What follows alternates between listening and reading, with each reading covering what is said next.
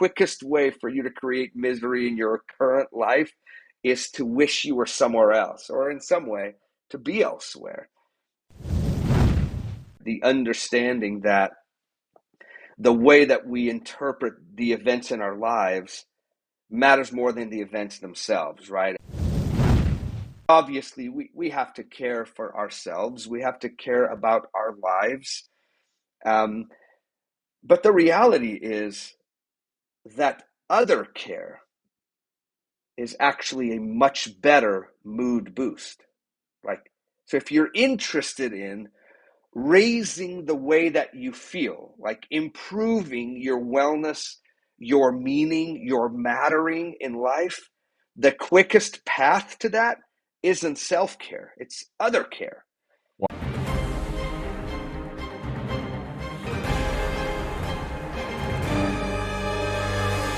Hello, listeners. Thank you for joining us today.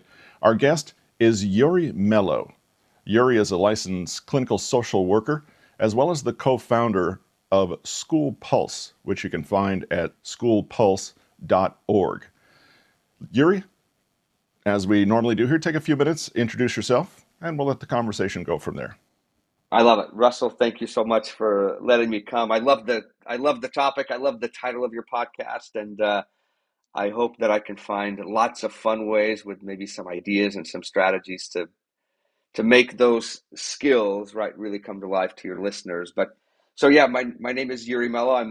I've been a licensed clinical social worker now for a long time. Most of my time and experience has really been as a psychotherapist of 21 years. I'm still doing that while at the same time trying to create this wonderful service that started about 7 years ago, and maybe I'll tell you just a little bit about that in a moment. But I'm originally from Portugal. I was actually born in Africa, a long ways away, then moved to Portugal, grew up there, then came to America, right, at the age of 15, and have stuck around. And I have to admit, it's been a real fortunate and a real blessing in my life.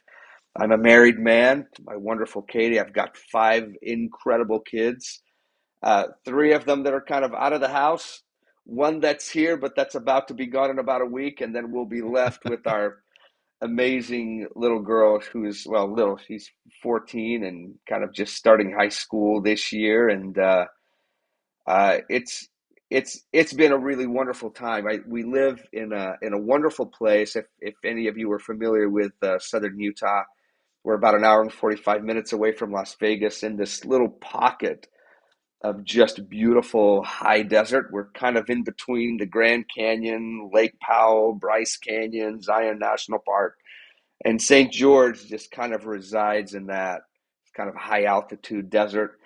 And as a result of that, there's just unbelievable, beautiful, world-class climbing all around. And I've been climbing now for a lot of time, and actually was kind of a founder in a way, in a unique way, of what I call adventure-based therapy, which is actually, I actually take my amazing clients and we take advantage of this incredible location, and we rock climb, we boulder, we do canyoneering, we do rappelling, and we use that as kind of part of this therapeutic experience, not just as like a vehicle to kind of communicate some sort of a therapeutic concept, but as I say to my clients, like, by the time you and I are done, you're going to be a legitimate climber. Like, so this will be a skill, right? Something, a piece of mastery that you can utilize at any point in your life and just enjoy and just be outside, exercise, and do something incredible. And so that's just a little bit about me. We started School Pulse about 7 years ago. I'll tell you briefly about that, if that's okay. Absolutely. Interestingly enough, as probably as it is with most things, we've kind of recognized, or really the program came as kind of the genesis of some crisis that was happening here in our community. We had, in 2017, we lost about 7 students to suicide here in our community. It was odd. Actually, in the whole state of Utah, it was odd. There were lots of suicides, lots of student suicides. And a good friend of mine who was a local principal here, a principal that I believe is a real innovator, and definitely whose focus was on just student wellness and student excellence. And he reached out to me By then, I had written a couple of books, and he, I think his concern, obviously, because he had lost a couple of students to suicide. Some of my children were actually going to that school. And he just felt like all that he really had at his disposal were just reactive tools. In a sense, he saw himself kind of passively waiting for crisis, and then the crisis would blow up, and then everybody would kind of rush around and do the best that they could to intervene and to bring peace, to restore some peace back. But he decided that he wanted to do a lot more. And so we kind of had these mastermind type discussions and brainstorming sessions about what we could do, whether we could add more resources, or how could we be a little bit more proactive and truly preventative, not just act in kind of an intervention type of way. And then I reconnected with a good friend of mine who's a software engineer, true genius, who helped us to kind of put this idea together. And within a very quick moment, we decided that we were going to proactively engage students via text. And then later on, a few years, we actually ended up not only continuing to do that, but actually providing a live team of support. And so throughout the year, during the summer, over the holidays, before and after school, we have this incredible team that we train that provides these students with an enthusiastic, kind, gentle, and understanding voice. We have the most comprehensive mental health resource for teens in the world. And I know that can sound so silly and cliche, but it really is. We have it. We created it. We put it together. And we deliver that to schools in addition to to a whole suite of services. And I think, Russell, you were mentioning that you were a school counselor at one point, and that's actually one of those pieces. Is our hope is that we can walk into any school and immediately amplify and multiply their ability to reach out to students and to provide support. And so whether you're an administrator, right, and you're looking to enhance the mental fitness of your students, the student success of your students, we can help you to do that.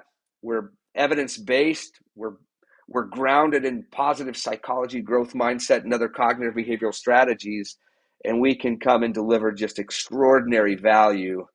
And some of our stories, honestly, Russell, they're just like Nobel Prize winning type stuff. That's just incredible, all the way from students who are just doing wonderful, right? And we're enhancing their experience, all the way to students, of course, who are deeply troubled, right? Who are struggling with, symptoms of depression or anxiety, or whose parents are divorced, or they're reporting physical or sexual abuse, or they themselves are having suicidal ideation or self-harming or homicidal ideation, all the way to school shootings.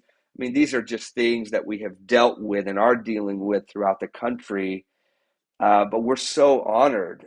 Our outcomes are just phenomenal. And it's amazing to me, that we can do so much good, not just through some of our amazing resources that we deliver to schools, but also through our live text-based support and our email campaigns.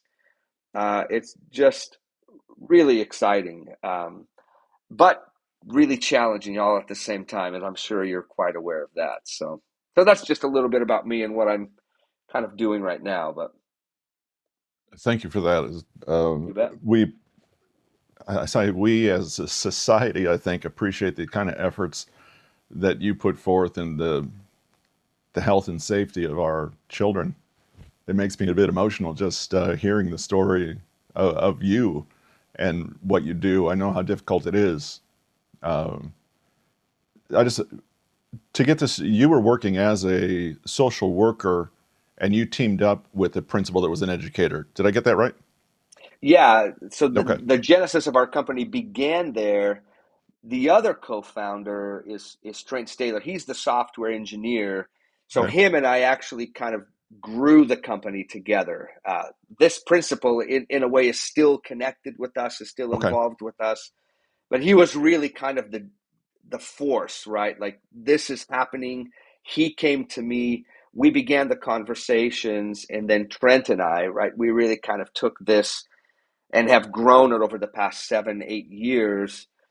into what it is now, which, to be very honest, I mean, I still look at us, I mean, even though we're 7 years in, as really a startup. Like, I mean, every year we're creating more. We really just try to listen to school counselors. We try to listen to administrators. We try to listen to supers. We try to understand, like, what's the problem? What are the problems? What are the struggles? And then we literally just come in and plug in the solutions. uh, Obviously, and from a very biased perspective, we believe that we're just doing it better in a more complete and streamlined way than anybody else. And so we really kind of, I like to say that whenever we present ourselves to a school, we really like to present ourselves to them as a multi-tier solution, to whatever issues they're dealing with, specifically, obviously, with student success, student suicide prevention, student wellness, whatever, where they're using social and emotional learning opportunities. And we just come in and provide kind of the Walmart version. Well, maybe not Walmart, maybe more like Target, like a Target solution or a Costco solution to their, just like, to what they're looking for. And so it's cool, and especially whenever we talk to school counselors, man, I mean, we just blow their minds. They're just like, oh my gosh, like, why didn't we have this earlier? And it's incredible. And so makes us really happy because we can connect so well with that population. And in a sense, they're really the mental health hub of the school, right? Even though, as a school counselor, I dare say that they probably do less of the counseling, right? And much more of class management, graduation, and things like that. They probably spend a lot of time dealing with scheduling, and probably a little bit less time doing more of that kind of mental health or student wellness, which is probably where they would rather be. But kind of, they don't have a lot of time to do that. So for us to come in and provide that additional help, and really to make them look super awesome, because we can just connect them with really nice resources, which I will share with you, Russell, for you, for your listeners, for you to go look at and take full advantage of. And you don't have to put in an email or anything like that, or it's just yours to go look at, and for your parents to go look at, especially. And we really want to give out some value for sure. You said these was it 2017 that there were these number of suicides in the Mm-hmm. state. That I did teach in a small private school and worked my way up. Taught for many years full time, and then worked as a counselor for a few years. Um, so in a small school, we didn't have the kind of population that the public schools do. But even in that small school, we did experience a few suicides um, throughout my time there over a period of about 13 years or so. And it really is devastating, um, even to people that didn't might not have known that individual. Just to know somebody was in that difficult of a situation and it was unknown to everyone around them. And my mind keeps coming back to that because you mentioned the range of students that you talk with. Those that are doing well, you help do better. Those that are not having the best of times, you make things a little more bearable. And those that are really struggling. And my thought when you said that was, it's so difficult to know which kid that is, because it could be the starting quarterback that is really struggling and experiencing abuse and having those ideations you talked about. It could be the real quiet kid that's just really enjoying his time and it experiences it differently than others. We don't know from day to day what a particular individual is experiencing and thinking and feeling at that time. It's a really difficult thing. And I just can't say enough. I don't how valuable that service must be to school counselors, to parents, to students and their friends. Was there something in 2017 maybe that triggered this spate? I don't want to get into any. I don't. Sure. Don't ask this as a political or economic or any kind of No, question. no, Just no.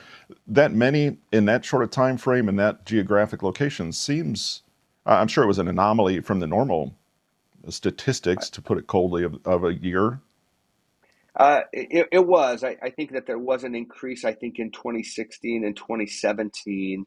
And interestingly enough, kind of in this Mountain West region of kind of Montana, Wyoming, Idaho, Nevada, Colorado, Arizona, New Mexico, uh, those states, interestingly enough, uh, many times, at least compared, I think with other states in the country, just experience a little bit of a higher rate of teen suicide than other states.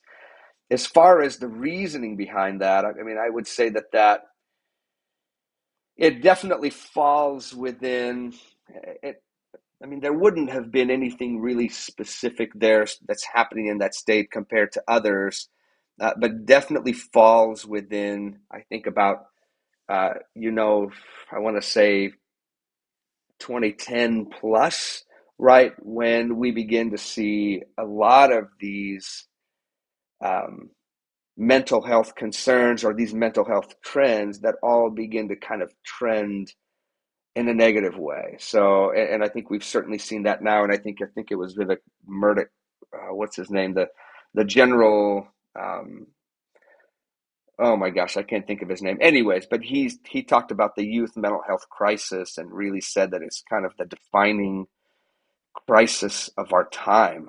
And he was really talking about just this incredible amount of students. And I'm sure that as a teacher and as a school counselor, you saw that as well, where we're not just talking about really extreme behaviors, but really high numbers of students who are reporting uh, feeling consistently sad and hopeless. Like we're talking like 40 to 50% of like high Wow. school and secondary age students. We're talking um, about 30% that reported, you know, feeling or having suicidal ideation, within the past year. We're talking about the highest levels of anxiety. We're talking about just a significant amount of issues. And I think that there's been some really interesting research. I'm sure some of your listeners have read the book or heard of the book, The Anxious Generation, where the author, I think, poses some pretty interesting and I feel well researched and well documented, maybe some persuasive arguments as to where all of this is coming from. He actually begins that by turning the focus a little bit to parents a little bit. I don't think in a real blamey type of way, but I think he presents some information that's very interesting, especially to me as a parent of adolescents, right? Uh, and specifically, I think targeting the idea, right, that we ourselves in a way are creating some of this anxiety in our kids, some of our own overprotectiveness, some of uh, I think in a sense, in some ways, we sometimes preach fear to our children instead of confidence. And then, of course, he talks specifically about um, phones and uh, the quick rise of this technology and the significant impact that it's had on our children. And this kind of loneliness epidemic, this epidemic of anxiety and depression. And I think he creates a pretty compelling argument that has had a truly significant impact, not just in the lives of adults, which we can certainly feel that, right? But obviously in the lives of our kids. And I say that not really from a fearful perspective. I'm actually quite optimistic about it, and I feel like our children will actually find a way to deal with that. They will respond, even though right now I think that there's absolutely some negative outcome for them. I think they're going to find a way to manage that. Unfortunately, we've placed that in their hands, and I think they'll probably end up dealing with it better than we have. Mhm. But they are going to have to walk a little bit through that valley of the shadow of death a little bit and deal with some of the negatives that we can measure, right, in terms of anxiety, in terms of loneliness, in terms of social disconnection or loss of connectivity to others. And that matters. It matters a whole lot because the best predictor that we have of short and long term success are positive relationships. And when you have something in your hands, right, that continuously pulls you from where you are into some other place, we can't help but to feel somewhat disconnected. Um, And so, in fact, I think that there's a quote in that book that really stuck out to me where it talked about this current generation or generation or these teens who are constantly elsewhere. And just think about that, right? When we're on our phones, and this includes me, I'm not here to pick on teens. I love teens, but um, when we're on our phones, we're just elsewhere. And think about that, right? And I feel like something that I constantly tell people is the quickest way for you to create misery in your current life is to wish you were somewhere else or in some way to be elsewhere. And so part of some of the content that we have obviously for kids is really optimistic, it's really encouraging. We're totally grounded in positive psychology. I'm not here to preach or to rant in a negative way, but I absolutely want to give teens some solutions to help them to be where their feet are instead of just disengaging. And that includes in like sitting down watching a movie and really just be there and watch the movie instead of like the TV is on and I'm on this, right? Kind of doing my own thing. And so is everybody else in the room. And that's kind of just the reality of where we are. And I see that around me and I recognize that there's some real loss there. Like there is some real loss.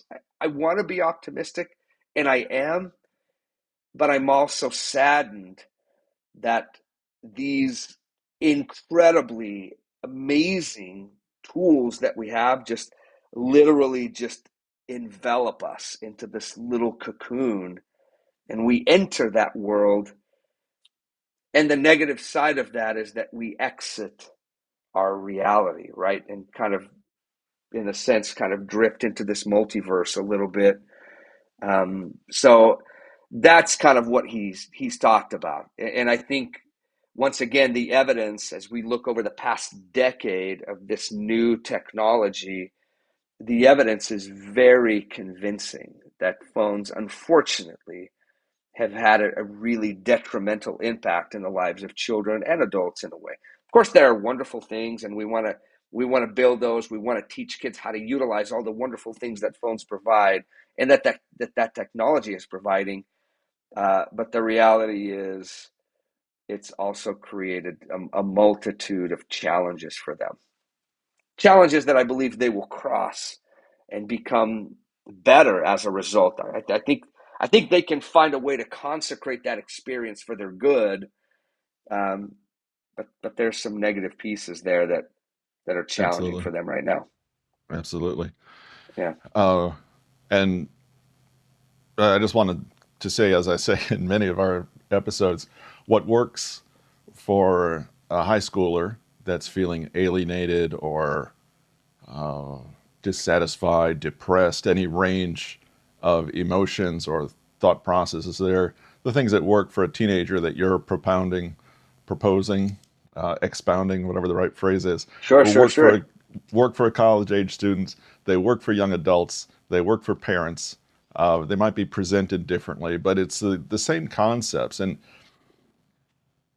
in doing this podcast for many years, uh, it comes back so many times to the same basic things, but still it seems that they have to be taught anew regularly. And new listeners come in, new people to the podcast, but the concept of just being present, uh, that they, I was formulating a question as you were talking. For my question was going to be, if someone is feeling that way, what piece of advice would you give? And then you immediately gave a solution for the problem you presented. So I appreciate that. If you're Yeah. feeling disconnected, the best solution are real personal relationships, and to experience the now. And also, I was reminded very strongly of Eckhart Tolle's The Power of Now. Are you Oh familiar with that yeah. book? Of Absolutely. course. Yeah, Uh, it's like a top 10 for me. That's a good one. Great, great. Yeah, a fantastic book. I don't think it gets anywhere near the attention that it should. And a really quite a simple book. And the title encapsulates the entire book. I mean, it takes some explanation to get the concept across. But so let's take a step back. You said your practice is based mostly in, or maybe you should tell me. You mentioned CBT, Yeah, um, and so your techniques and your theory of treatment is based in CBT or draws from that. Is that right? it is. Yeah, I think as a therapist over the years, and I do lots of things, but I mean, including experiential type things, but I do have a tendency to kind of practice this type of psychology, right? That focuses, I really to say, on the power of our psychology, right? The understanding that the way that we interpret the events in our lives matters more than the events themselves, right? And it's this Oh wow. idea, right? It's this Can you idea repeat that, that? Yeah, oh sure, yeah, that is really strong. We can't say that yeah. often enough. We do say it frequently, but yeah, repeat that phrase and then continue on. I apologize for interrupting your thought there. No, no, no, not at all. I can, let me see if I, so the way that I would say it is, in fact, I would say it within the idea of like that your psychology is everything, right? Like your ability to interpret the events in your life matters more than the events themselves, right? And we're just these meaning making machines, like that's, or these spiritual, these souls, right? And that's what we do. And when we do that incorrectly, right? When our lenses, right, when we're looking at the world from a real pessimistic perspective, then life is really difficult. And actually, I mean, life is difficult even with the optimistic ones. It's just that an optimistic lens allows you, it energizes you, it keeps you lit, it keeps you going, it keeps you persistent, it keeps you moving forward. And it, whereas that kind of pessimistic lens, right, when we feel like events are permanent, that problems are pervasive, when we feel like we're to blame and that we're powerless, like when we feel and believe that, then there can only be one outcome, right? And that is a loss of energy, it's a loss of motivation, and we end up feeling hopeless and powerless, right? And so, even if we were just talking kind of about the difference, right, between kind of pessimism and optimism, right, we're really talking about a cognition, right? It's a pattern of thinking. It's a pattern. It's a way, a mental strategy of looking and interpreting the events in your life. And when we view things, let's say from an optimistic perspective, I mean, it's just proven, right? We perform better, period. We perform better for longer. We perform better during challenging times. And we feel more hopeful. Our mood is improved. Our sense of energy and motivation is improved simply because we can learn. And I think that's a really key piece of just cognitive behavioral therapy and really positive psychology or growth mindset psychology is this idea that we're not these rigid creatures, right? I'm not just like a pessimist or naturally unhappy, right? The idea here is that we can learn these things. We can learn optimism. We can learn to have a better perspective. We can modify the lenses through which we see the world so that we can see a better, more helpful reality, right? And so cognitive therapy, right, is really born from this concept, right, that when we can change our cognition, when we can change our interpretation of life, then our life changes. The events in our life changes. Another, fabulous book, Man's Search for Meaning, which I'm sure you've heard of, or I'm sure that your readers have listened to, right, is all about that, right? It's about taking something, right, that is so immensely difficult for us, suffering, right, but viewing that suffering from a lens that is a little bit more empowering, right, that allows us to not just be resilient, but actually allows us to grow, right, which is pretty daring, actually, right? I mean, whether you're thinking about, Man's Search for Meaning or some of our incredible veterans or soldiers or active, police officers or people who are doing some of these crisis things, those are really challenging, right? I mean, I can't imagine there being something that's more terrible for the human psyche than just combat. Like, it just has to be so unbelievably difficult. And yet, the goal, and I say this with in complete ignorance that I have not been in that place, but with total compassion and hope for those individuals that I've had the pleasure, and honor of helping and treating and assisting in my profession. But my goal for them is never to, if I dare to be really bold, my ultimate goal, and I might not even say it out loud to them, it isn't just to be resilient and get back to normal. My goal for them is, man, I want to take everything that has occurred to you, and in some way, I want to synthesize that and somehow make that. I want to, the word that I'll use, right, is to consecrate or to make it holy for you. Like, I want you to come out better, wiser, stronger. Like, I want that experience to somehow like become this beautiful thing, right? Like beauty from ashes, sort of a concept. And I say that once again, I fully acknowledge, totally ignorantly. Like I don't know their experience. I certainly don't pretend to know it. I would never say that I do, but that's my wish for them as their friend, to be honest. Like I, I want to take everything you've gone through and I want to somehow like mix that in. And in the end, I want it to be awesome. I want it to be beautiful. I want it to be a source of strength instead of a deficit for you, like 100%. And I want to do that same thing for myself in that respect. But anyways, I think cognitive therapy, I want to say that that's kind of like the golden standard of therapy. I mean, it's well documented, it's well researched, the evidence backs it up, right? When we are able to change, right, our interpretation of events, our thinking, the way that we view our external reality, um, we do better, right? When we can recognize some of our distorted thinking, right?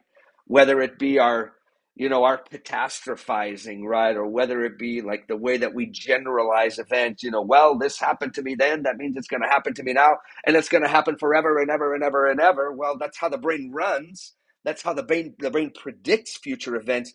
The problem is it's not true. Right. But this is what the brain does all the time. And so by helping people recognize some of these fallacies, right, some of these patterns of thought that generally originate in the brain, but that aren't productive, they're not helpful, they're kind of originating from a survivalistic organ, right, that's meant to protect us, but that in a sense kind of fails to help us to thrive, right? Or to really grow and progress. And that's where, I think positive psychology can come in. That's where a lot of other philosophies or even the world's religions can come in, right? Where we're really looking for a way to thrive instead of just focusing on the negative aspects of the human condition, right? Which has also been kind of a really interesting shift in psychology, for really for the entire history of psychology. Psychology has really been focused on the human deficiencies, right? I mean, we've written 5 versions of the Diagnostic Statistical Manual, right?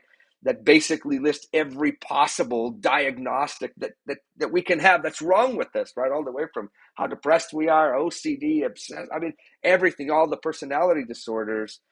And positive psychology has really come in, over these past few decades and really said, hey, we need to make a shift, right, away from just listing the human deficiencies and really talking about not just what we're doing well, but more importantly, how do we go about living a really good or wonderful or meaningful, purposeful life and figuring out how to do that. And so it's really moving away from this medical model of therapy, right? Which is, you break your arm, you go to the doctor, right? We're kind of almost passively waiting for crisis to occur, to what I feel is a much more preventative, proactive, focused on how we can really live wonderful lives that we feel good about, that we feel proud of, even when there is sadness, even when there is grief, even when there is anxiety. And so I'm quite the fan. I think that movement has been wonderful, and interestingly enough, it's reflective of some of the Eastern philosophical teachings. It's really, it really connects well with even some of the religious, whether they be Christianity or Judaism. And so it's really important. I feel like psychology has made a real positive turn, at least in that respect. Yeah, When that's I probably first more heard the than you term, wanted to know, but jeez. no, no, I appreciate all those insights. When I first heard the term positive psychology, not that many years ago, really, I think I interchanged it in my head with pop psychology Yeah, yeah, yeah. and kind of dismissed it. And I'm wondering if our listeners might feel the same way. Um, yeah, positive psychology is interesting because it. I used the terms in a episode a few weeks ago. It's eclectic and pragmatic. Um, Whatever works from whatever source, uh, to some extent. Sure. What works well for the client, wherever it came from, is probably a good thing for that client. And I appreciate you adding in a quick blurb there about Eastern medicine, even, Sure. or modern religions, whatever they might be, because there are different things that work for different people. And if you're tool, but to the man with a hammer, every problem is a nail. Uh, For sure. if you have enough things in your toolkit, you can find something that works for the person that's struggling. You can find the right thing for them. And I think positive psychology maybe comes closest to that of most anything we've seen in our lifetime of finding the thing that works best for the particular situation and going from there. I also appreciate what you said about thriving. Uh, we shouldn't just be satisfied with being okay. There's a commercial out now that's fine is not okay, or something. Okay, okay is not good enough, or I forget exactly. I don't even know what it's for. I've seen it once or twice, but it basically, average, um, making it from day to day isn't what life is about, and we should look for something better than that. Taking all those things that make us the person who we are and funneling them to really thrive and excel in the appropriate areas. That may be business. That may be, most likely it's in personal relationships and uh, the way we see the world and deal with others. But could be in academics, could be in sports, could be in a number of things as well. But it still comes back to that fundamental piece of relationships and presence, Sure. I And think. yeah, and I think I'll interject there for just a quick moment. I think what they're attempting to do, right, specifically with, positive psychology and that kind of movement, I mean, it's kind of the what people call kind of the fourth wave of psychology, right? The first kind of being psychodynamic and Freud, and then behaviorism, and then kind of humanism, which is really more similar to what positive psychology is, and then positive psychology really being that fourth wave, that fourth movement, with really that emphasis. And I think what they're attempting to do, and I feel like they're doing quite a good job, and I appreciate you differentiating between kind of what people would consider kind of positive psychology, right? And that movement that's evidence based, it's built on practice, uh, versus kind of pop psychology, right? Which sometimes are these kind of terms, right, that arise, right, whether it be from kind of a popular speaker or something on social media or whatever, right? And sometimes they're useful, right? They can even be kind of connected to maybe a deeper truth, but I find that a lot of times they are not, um, and can actually create a mental expectation that becomes an obstacle. Um, you know, and so I mean, I'll give you kind of and this is a simple example, and I know that as soon as I say it, I'm gonna create some problem for myself, but that's okay. I'll back it up and I'll do the best I can. But it's kind of like, think of it like the self-care movement, right? There's a lot of talk about, self-care, and you got to care for the self. And of course that's true, right, Russell? Like, I'm not here to say, like, you should treat yourself like trash and don't do anything for yourself, because that's just ridiculous, right? And obviously we have to care for ourselves. We have to care about our lives. Um, but the reality is that other care is actually a much better mood boost. Like, so if you're interested in raising the way that you feel, like improving your wellness, your meaning, your mattering in life, The quickest path to that isn't self-care, it's other care. So Wow. the more the less time we spend obsessed about our own happiness, and the more time we spend, right, caring for others, doing things and being engaged in things that matter, whether to your life or in things that are larger than you, the evidence says, like, that's the quickest path to happiness. Like now, the quickest path now is that.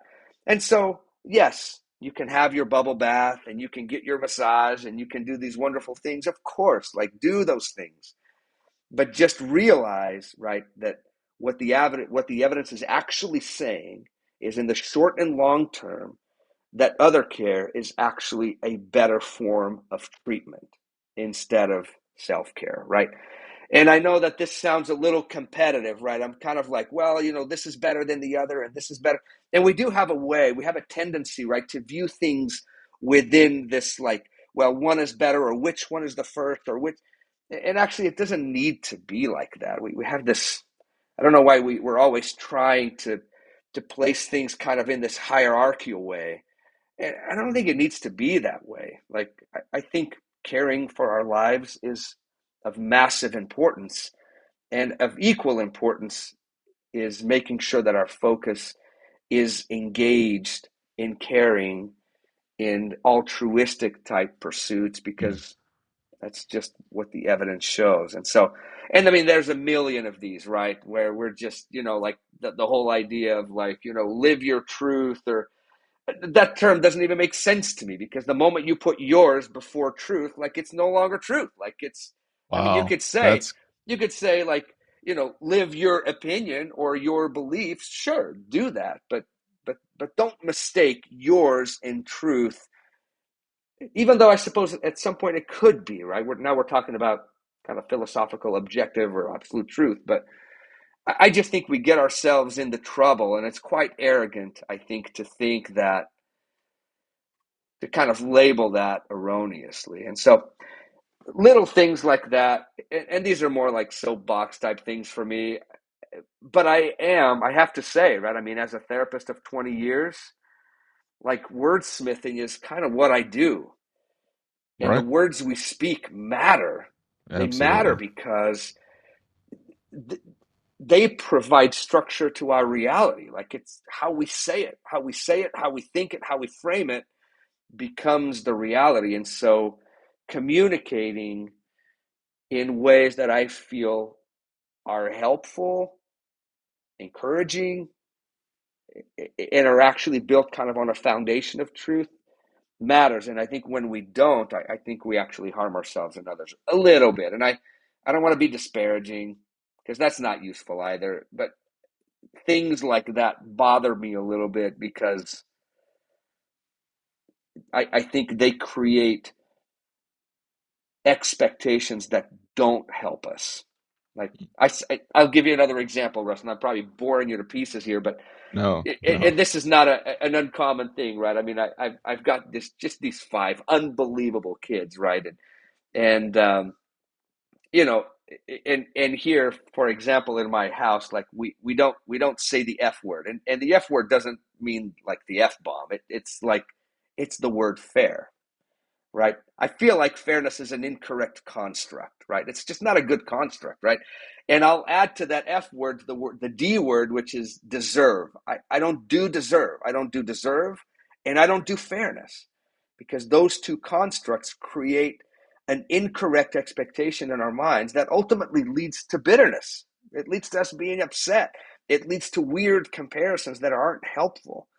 And so I tell my kids all the time, like, I honestly just don't even use that word. I try to find a different one, whether it's, I try to be just, I try to be equitable, I try to be wise, but I don't do fair. I'm not here to make things look the same between you, my kids. Like, if I want to treat this one this way and give them this and this one Right. this way, because I think that's the best thing that I can do, then that's exactly what I'll do. And I don't work within that fairness construct, right? And the deserving one, it's basically a ploy to get you to buy something. It's like, you deserve this. Yeah, I don't do that. It doesn't make sense to me. once again creates, I think, an odd expectation of me being entitled or deserving of something. If I want something, then I better get out there and work for it and do the best I Right, can to get it. But I right. don't do deserves. Yeah, I don't do That's great. deserves. Yeah, that's So, great parenting advice, great boss advice, great coach, great teacher advice. Anybody that has people that they're working with in a some kind of leadership position, sure. yeah, whatever it might be. So many things in there. I want to go back and pick up just a few questions, make a Love few it. comments of my own. I love live your truth and scratching out the your. Just why don't we simplify that and just live truth? I like that. Because your truth, and you couch that, and of course there's some understanding there that I can't live another person's life, but if I live real truth, my truth will be real truth. Yeah. That's very strong. I just like that phrase. Scratch out, leave out your live truth. Um, and part of what you said, a good part of that reminded me. You talked about other care. Reminded me of Stephen Covey's. I believe I'm attributing the phrase correctly. Don't try to be understood. Try to understand. Yeah. And that's the same concept as other care, I believe. I think you're taking a little bit further with more than um, the one is more like in a conversational basis, but you're talking about in a real hands-on relational way to seek to help others in some way, and that is the quickest way to happiness and self-satisfaction. That's quite strong. I appreciate that. You bet. Yeah, that's a great. I love that book. I think that was one of his seven habits, right? Was seek Yes, first to understand, then to be understood. And interestingly enough, right, that was. I think that book was significant enough because it created that little bit of a shift, right, from kind of the psychology of illness, right, to a psychology of success, right? Seven wow, habits of highly effective people. Like that was kind of that paradigm shift to let's look at what brings joy instead of just, how do we, because in a way it's one thing to help someone feel less sad or less anxious, and it's a whole other to help somebody feel joy or to live a life, that's or like to feel confident. Those are two different things. that's such a huge difference, and we don't always see that. Yeah, um, yeah. Again, to the thriving, to thrive in life. Just feeling better is not good enough. Um, we should move beyond that and not be satisfied with the average. That's fantastic. I did want to go back one man's search for meaning. Viktor Frankl, is that correct? That's right. Yeah, I just wanted to Yeah. make sure I had that in my head, and I wanted to make sure that's the book that we were referencing there. It's interesting. I didn't plan the segue, but your comment reminded me of Stephen Covey, and we're getting close to the time frame here. I usually end the podcast with two questions, and one of them relates to Covey's book, The Seven Habits. Uh, do you find in your life that you have certain habits that, and these could be what frequently comes up is a habit of gratitude journaling, or a morning stack. Um, certain things that people do, a set aside time for reading and learning, a cold plunge, whatever it might be on a physical side, it might be a spiritual. Uh, do you have things in your life that you'd be willing to share that you would recommend as far as a habit stack, or in light of Stephen Covey's book, The Habits of Successful People, uh, maybe pulling from the whole concept of positive psychology, which encapsulates a lot of things there, that Sure. you could recommend for listeners to consider incorporating into their life to help improve their mindset, their self concept, and so forth? Yeah, I'll share a couple that have been, I think, a part of my life. Um, and I would say, I mean, I'm a family man. I've got, I mean, my spouse and my five children. In that, so I would say caring for them. I have to just say, like, I mean, that is. there is a hierarchy there for me, right? And that lands squarely as number one, right? And when I feel like I am doing well there, I think that frees my mind to do well in these other areas, right? And so this kind of private success precedes some of my other success. I think is actually, interestingly enough, we're quoting Stephen Covey. I think that's what he said. Private successes precede public successes, and so that's a really important one. It reminds me of another quote. Like no, what was it, like, no other success can compensate for failure in the home, kind of concept. And so that's a Wow. really key piece for me. Is I just, man, when that part of my life is not well, it's my mood, my focus is impacted. And so what I would say is do what you can to invest deeply there. Simply even from just a hedonistic way, like, just because when it isn't, the impact is so, it's it's powerful. Um, but I would say more of a habit. And I'm not obviously perfect at this all the time, and sometimes significantly better than others. And I'll take this one from Tony Robbins. I'm sure everybody knows who Tony is. He's just such a fabulous speaker. But he talked about, I mean, years and years ago, I remember listening to one of his little CD collections, and he talked about this hour of power, which is kind of a habit stack, or kind of a miracle morning type idea of just, when I begin my days, um, and this is just my own personal, right? When I begin my days with a run, either alone, preferably with friends. Like, it's even better when I do it with friends, but even when I do it alone, and I try to stack, right, some learning during that run, whether I'm listening to a podcast or a book, Hmm. or even something that's kind of spiritual. Uh, and by the time before I even eat a piece of toast, or have a yogurt in the morning, like, I feel like my day is a success. Uh, and that impacts my mood so much in the mornings that I almost become annoying. And I say this jokingly because my wife will say that to me, and she's such an awesome person, but she's just like, "Oh my gosh, you're so annoying right now." And it's in part because I'm just like joyous, like I just feel good, like in the morning, when I create this little miracle morning. And it's a combination of you doing something physical, right? Something educational, something spiritual, whatever that is, whatever your practice looks like, whether that's beginning your day with a walk, with a swim, with meditation, with yoga, with a walk with your partner or your spouse or with your dog, whatever that is. But I'm telling you, like, just crank that engine and get it going and reap the benefits. So I would definitely say do what you can. Do what you can. And I'm not here to create pressure for you. Like, and by the way, I'm not here to create happiness for you to be happy. Like, you got to be happy.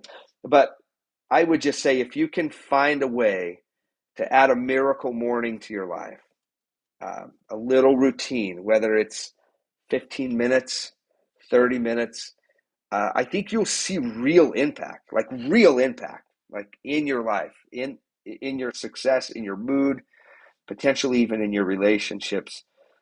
So I would definitely say there. And then the other suggestion that I would give, and I think positive psychology is I think doing a wonderful job.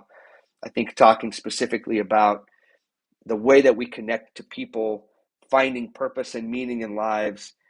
And I would just say, just as your friend, like, find a way to connect to things that are just larger than you. And the evidence is so overwhelmingly good there.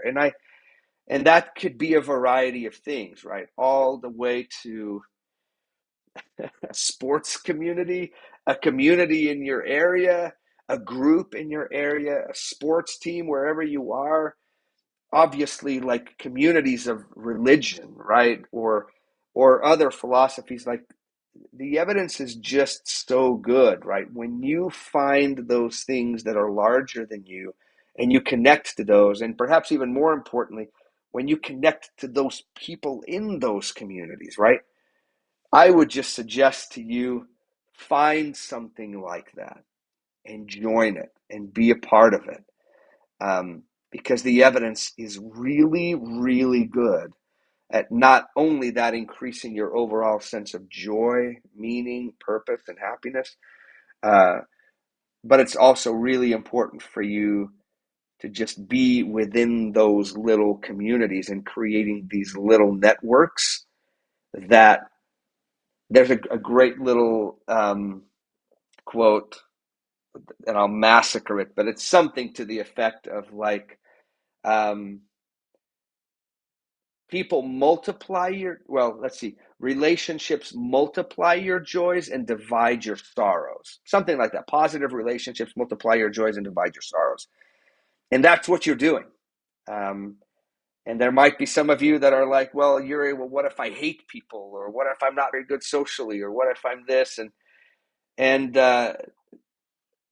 I would just respond with nothing but just love and compassion. But I would also gently challenge you a little bit. And I would challenge you right away with this in a cognitive way by saying, um, you're describing yourself as this rigid individual that doesn't change or isn't able to change.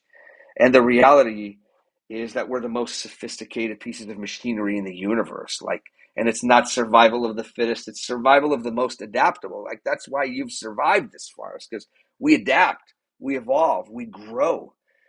And so I would say, yes, more challenging, more difficult. Perhaps you even lack some aptitude or whatever.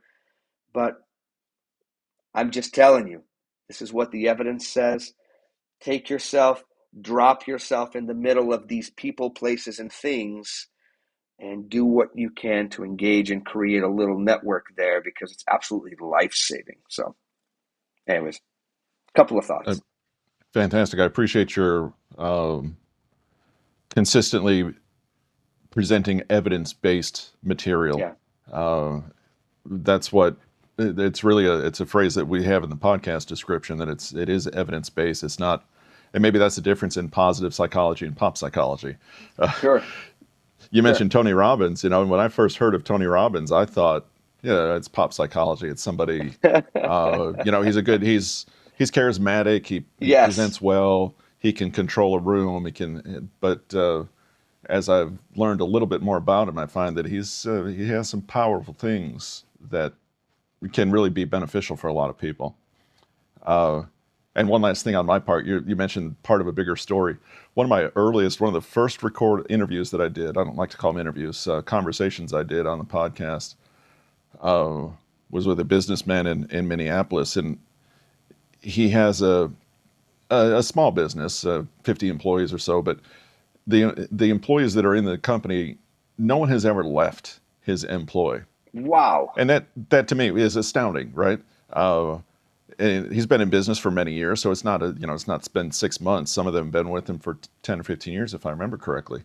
So I asked him about that, and he referred to that too. People want to be part of a bigger story. He references college football, uh, or any of the things that you talked about, but people want to be recognized in that, and it's necessary for a lot of people in different ways, whatever it might be. You know, if you hate sports, there's something sure, that makes you want to be part of a bigger story. And he used that in his business philosophy to make the office part of a bigger story for his people. And so it wasn't just, come to work, get it over with, and be gone. It was more of touchy feely is the wrong phrase, but brought in a lot of those psychological concepts into the office to make it not just a job. And I found that very interesting that you referred to something very, very similar to what he had said. Uh, I think, and I have two questions that I do at the end, one about habits and one about advice. And I think you gave the exact advice that you would have if I rephrased that question. So we've got the two final answers that we normally go for. What I awesome. didn't ask you about, and I'll give you a chance here to plug your website, to plug Oh, sure. anything you want, and give us a closing word if you have anything left. Uh, I believe you said you've authored the book or two. Yeah, I have. Yeah, we haven't talked about those at all. So tell us about your books. Tell us about your website. This is not limited to a locality, best I can tell from looking at the website. So if parents are interested in finding out more, they can look at schoolpulse.org. If you provide individual services online or even for those local in Utah, please feel free to share something about that. And leave us with a parting word, and we'll sign off and let our listeners Yeah. digest some of this great information that we presented to them today. Yeah, that's awesome. Thank you for that opportunity. Yeah, I've written a couple of books. One of them was Mind Over Gray Matter. And that was the first one that I wrote. And I just have to say that was such a meaningful experience for me. I want to say that maybe I was 12 or 13 years into my private practice then, and it was so awesome. I think to just take some of this stuff that was just marinating up there in my mind, some of my experiences, and just putting them down on paper. And I think there's a part of me that always wanted to do that. My mom was an unpublished, but in my opinion, just an incredible writer, poet. And so I think that there was a part of me that wanted to do a little bit of that. And I did. And then I followed that up with Know Thyselfie, which is kind of a book more for teens. We're actually kind of an Amazon bestseller, which was kind of fun. Uh, and, and I and I did that. So those are the two books: is Mind Over Gray Matter and Know Thyselfie, and they're available on Amazon, of Great. course. But and then of course School Pulse. I obviously we're serving schools, districts, private schools, state departments, Mm, even, and our goal really is to change the paradigm. I feel like we can be a little enamored with just the risk factors, right? I feel like a lot of our interventions at the school level are just interventions, meaning we're just kind of a step too late, and all of mm, it matters. Like once again, I'm not trying to be critical. All that I'm suggesting is a move from intervention, which I think is where we live, right? It's kind of that medical model that I described, and kind of this paradigm shift towards proactive exactly. prevention, right? Yeah. Which really falls, it's a move away from what are the risk factors, what are the signs of suicide, to what are the protective factors, like what are the things, right? What are the kinds of attitudes, behaviors, psychology, mindsets that we could adopt into our lives, right? That could actually insulate and protect us from suicide, from depression, from anxiety, from post traumatic stress. And and I say that, right, as a bit of a social scientist myself, to recognize that I know we can't ultimately end all of those things, but the evidence really is good, right? That when we have these protective areas, right, flowing nicely in our lives, right, that they really do protect us, right? And yes, the quarterback or the cheerleader or the this, those people are just as vulnerable too. But the reality is they may have, and other people do, like a lot of protective elements Mm, that make it less likely than they will. And that's really what we want to bring to the school. Is we want to help students succeed academically. We want them to participate and to be engaged. We want them to improve their behavior and decision making, right? So that the culture and the overall environment at the school is better. And that's really what we do. But we want to do it, right, with that less focus on just the how do we stop suicide, which is a good focus, and we deal with that. But man, how do we build mental fitness? How do we build excellence? How do we build an awesome and extraordinary mindset that would ultimately lead to an extraordinary life? Like that's where we live. And if as a school or a district you're interested in really doing that, my humble pitch is we are the solution, like for that, better. and I think some of our resources will show that, and I'll share that with you. And as far as just, you can reach out to me. You can go to schoolpulse.org. You can reach me at Iuri@schoolpulse.org as well. It's spelled IURI. Um, but honestly, I'm just, psychology has been so fun for me. I think it's been a positive in my life. I feel like it can be that way towards other people as well. But I would say to you, it's, I think you actually even made kind of a statement, specifically, it's almost as if like it's not enough to just be okay. The concept of thriving, right? Like the idea that we can thrive, not just survive, not just hang on.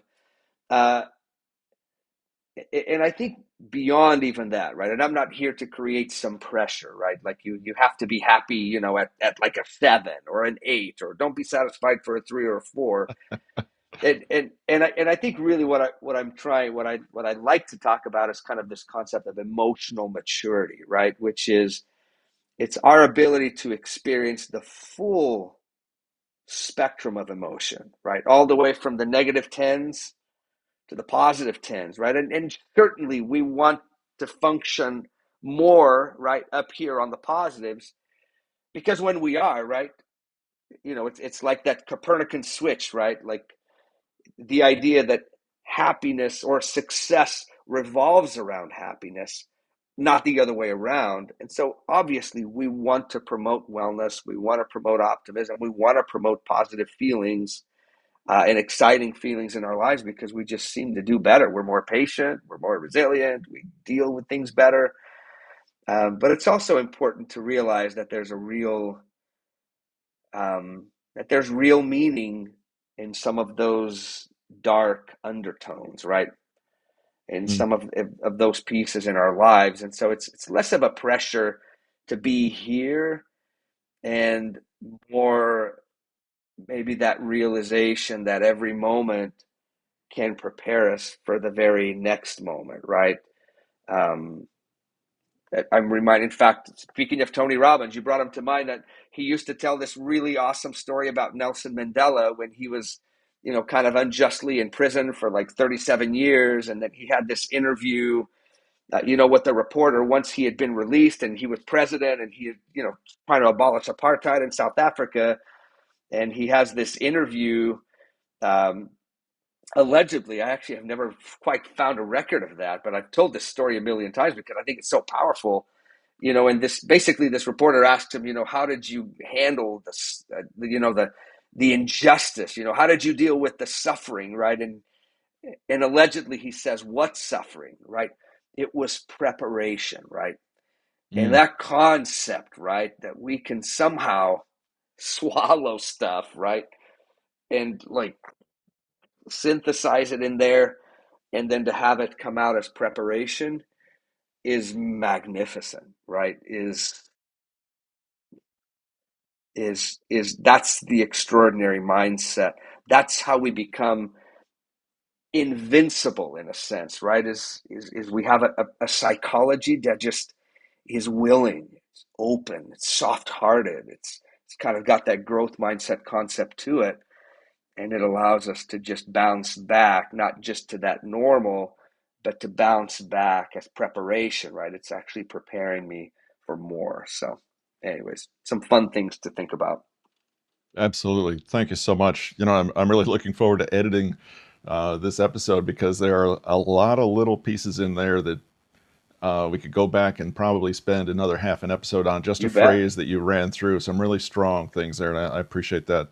You bet. Um, when I was growing up, I grew up in church. We were a very religious family, and my pastor at the time frequently used the illustration of, if there's a dangerous road with a steep drop off, a cliff beside the road, his approach to working with families and with the members of the church was to put a guardrail up by the road, not to put a hospital at the bottom of the cliff. Uh, That's really good. which is exactly, I think, in line with what you say: prevention and proactive, not reactive treatment. It's difficult to do, It is. but so is reactive treatment. It, just some very great stuff there. I really appreciate your time. I hope the listeners got a portion of the benefit out of this that I did, because I really learned a lot.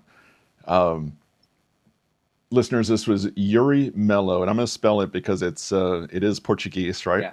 Yeah. Iuri, Iuri Melo, Melo. Author, licensed clinical social worker, but co-founder of schoolplus.org. Available through that website if you'd like to contact him directly by email. Uh, just some fantastic. Did I say author? Two books there that Yeah. we have out there that we should look at as well. Thank you so much for your time. I appreciate it greatly, and wish you great success with schoolplus.org and the many other ventures. We need to do a follow up. Maybe you can get in touch with me if you ever want to do a follow up interview. I'd like to find out more about your adventure therapy. Is that what you called it? Oh yeah. Yeah. Adventure-based therapy. Yeah. Yeah, it sounded I almost like call it. Outward Bound. Is it similar to that?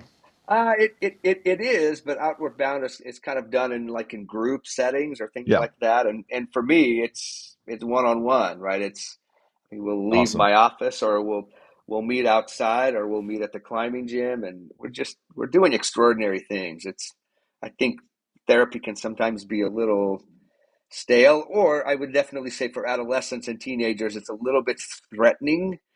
Uh, but climbing is not. And I think sometimes parents, really want their child to come in and to gain some benefit. And but a lot of times for teens, the benefit isn't, that I'm going to give them some like really powerful like cognitive jewel, right? And it's just going to be like for teens, it it has to feel great when they're with a therapist. Like it's I think it's almost a little bit more emotional than it is cognitive for them. Becomes more Hmm. cognitive as they become adults. Hmm. And the climbing experience, like I said, is just it's so easy. It's like naturally a trusting environment. I mean, there's just some real cool things that happen very quickly. When I'm belaying a kid that's 50 feet up in the air, like there's some You trust there. certainly have their And by the trust way, already. yeah, and they're doing that to me as well, which is kind of wild. So it's kind of wild, Awesome. but Uh, and I thought of this several times during the process of your describing the system there. It really is a great on ramp for the kids that need something more extensive or something more in depth. We talk occasionally about the social mores or the hindrances to someone saying, I'm in counseling, I need counseling, I'm thinking about getting counseling. We talk about, well, call it coaching or call it mentoring, and you don't have that social stigma. But I could see, if I've been getting text messages and emails from an organization that have been helpful, that's just a great on ramp to lower some of those barriers and to make those students, those young people, just more willing to take the next step when they need it. I think it's a great service you're providing. As I said, I hope you have great success. Uh, Maybe you can expand and provide that next for college age students and then on up into young professionals, because I think the process is very strong. And I think people at all stages of life, uh, there's a great bit of benefit there that can be had for a number of people. All right, listeners, Iuri Melo, author, co-founder of School Plus. I keep wanting to say School Plus, but it's schoolpulse.org. Thanks for being with us today. Listeners, we'll see you next week. Have a great one. Bye.